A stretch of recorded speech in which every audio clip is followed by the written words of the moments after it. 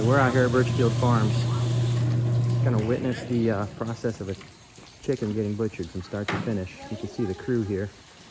These are all highly paid, highly trained individuals. The leader of the clan, Making some cuts to start out here. Jason Birchfield. This is the hard part. So if you're not of age, you may look away from the screen at this point. We'll come back to that in just a second. Just to meet some of the other individuals involved on the team. Take a look at them hard at work.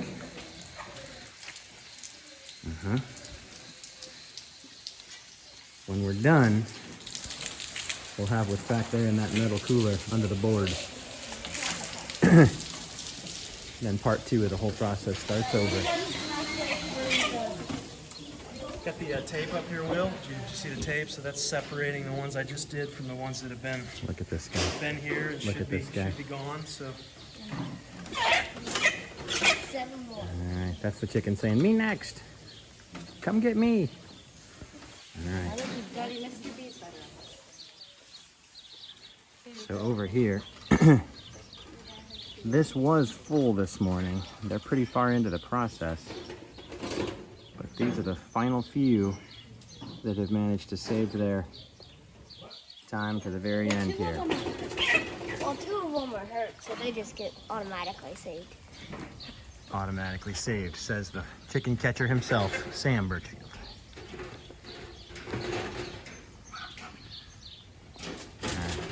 But first, a word from our sponsors.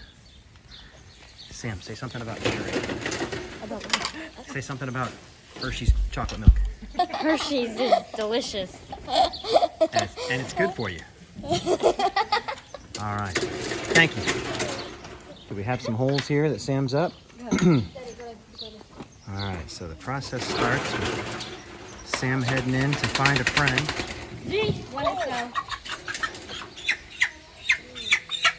What's the small one?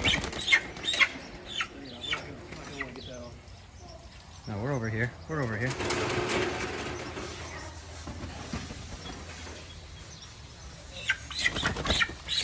Looks like Sam found a nice one here, so he's gonna pick out a cone for him. Notice he holds them by the feet. That helps them keep calm. Look at that. Like it's nothing, like they're having a Sunday afternoon nap on Saturday. Got a little splashback over here. Sam's looking for the right cone to use. It's a tough decision. Are there 4 open? Yeah. So he drops them into the cone here. Yep, and just their head peeks out so they can see what's going on. Good deal. And once Mr. B, jumping ahead here, once he goes ahead and gives them a quick painless death, then they come over onto this invention he calls the roundhouse. And that's where he can rinse them off, save some arm strength, and bring them over to what we call the scalder.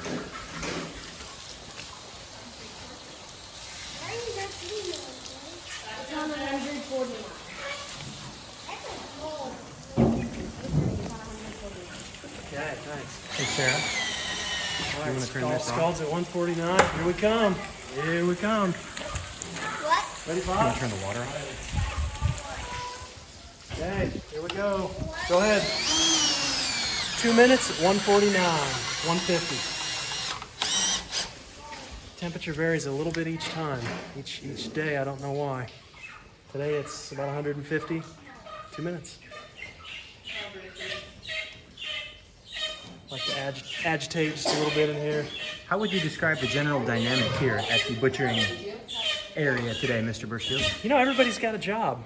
Everybody hops in and helps out, and people look around and see where the bottleneck is, and Yeah, all working together. yeah. Probably on me. What's even a bottom? It's kinda It's like a place slow where down. it's slow down. Yeah. Have you figured out a way to lubricate the system? Mr. B's holding everybody up. Well, working on it. I Oh. don't know. Yeah, my cameraman's really a big fit here, but he's doing a documentary now, which I appreciate. Yeah. Huh. This one's gonna fall out. Okay, one more minute to go. Yeah, we got to get back there. Yeah, you said don't forget to come. Yeah. So right now you said a minute 49. Is that what you told us? 149, 150 degrees At 2 Fahrenheit minutes. at 2 minutes. Yeah. Okay. And how do we go? What is the system for keeping track of this 2 minutes?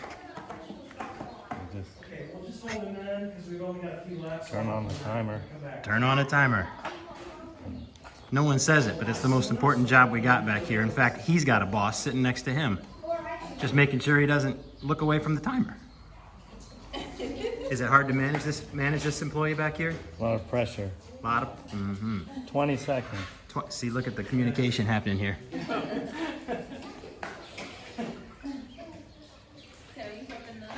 10 seconds. All right, so in 10 seconds, we're going to move to the next step here, folks. I know you're on the edge. This is what saves my back. Here we- Wet birds. There they come.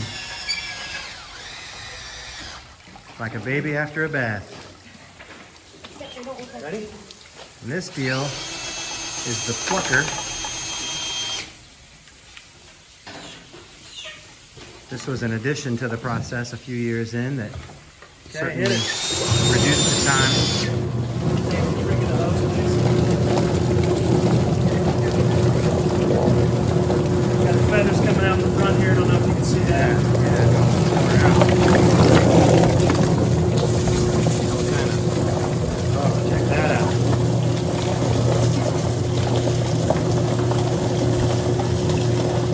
So there's rubber fingers all over that barrel, and Neil on the bottom spins them around so the fingers can grab all the feathers off, or at least most of them. Once that process is up, and you don't want to go too long, we've discovered, or it can beat them up a little too much and almost bruise the birds. Then they come over to the next step in our process where we, Okay. actually, why don't you tell me what you're doing instead of me telling the camera what's happening. We gotta get rid of these legs. Okay? Get rid of the legs, get rid of the head, Yeah. and then there's a little gland back here. You have to get that cut off. Okay. Yeah, right down in there. Oh, I see. Yeah. Interesting. And once you guys have that part, then Alrighty, You pass it It's on ready. to ready for the the person that pulls out the organs. the person that pulls out the organs. Ooh, you're also doing kind of a feather check at the same time. Another big job. Oh boy, that's doing the little one. Oh, okay. I save that for her.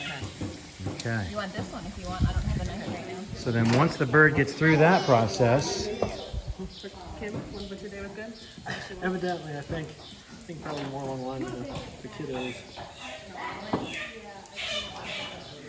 sir, would you be willing to describe what you're doing here at this point? I didn't sign on for that. I didn't sign on. No comment. Okay. These guys have a rough gig because they're like digging, like literally hands inside the animal that formerly was alive. So they're not really talkers typically, just because emotionally they're trying to keep control, you know, and just not let the waterworks come on, you know. Ma'am, do you have any words for us? We could, none. So I'll just make it up then here. They're opening up the neck, I can see at the moment, and they're kind of pulling some things out. That there is the tongue. It's not the tongue, it's the gummy worm or the esophagus. Obviously, You got to be aware of the chicken teeth. the teeth, okay. Pro tip. And at some point, I believe they go in the butt and get the rest of the stuff out, and they just take it into this hole. Just take that in for a second and think about your day can't be that bad because you're not in a hole like that, right? Constant rinse, and this system's been improved over the years with the number of hoses and people and training. These guys do workshops year round, just staying on top of what's kidneys, and here we go. Here's a better visual of some of the, I don't think, okay. Oh, are those, okay. In the intestines, I think that's a heart, some liver, turkey gizzard. It's not a turkey gizzard, it's a chicken gizzard. Come on.